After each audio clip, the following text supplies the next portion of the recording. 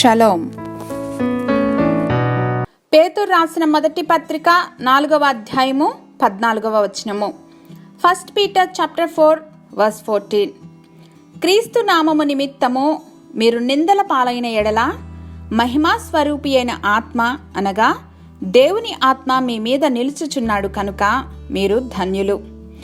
If you are insulted because of the name of Christ, you are blessed, for the spirit of glory and of God rests on you.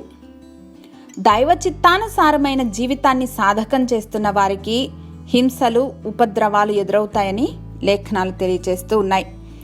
Jesus told us that if people would reject him, then they would reject us too. క్రైస్తవునిగా ప్రతి ఒక్కరి జీవితంలో ఏదో ఒక సందర్భంలో ఇలాంటి ప్రతిఘటనలు తప్పకుండా ఎదుర్కొంటారు.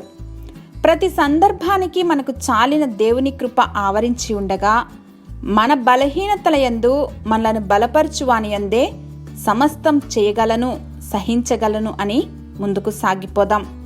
పరిశుద్ధాత్మ నడిపింపును బట్టి మనలోని నిరీక్షణను ప్రశ్నించే ప్రతి వారికి సరైన రీతిలో స్పందించగలిగిన జ్ఞానం అనుగ్రహించలాగున మనము సంపూర్ణంగా దేవునిపై ఆనుకోవటానికి ఈ వాగ్దానము ఎంతగానో ప్రోత్సాహపరుస్తుంది. May each one of us count it all joy when we suffer even a little bit for Christ's sake.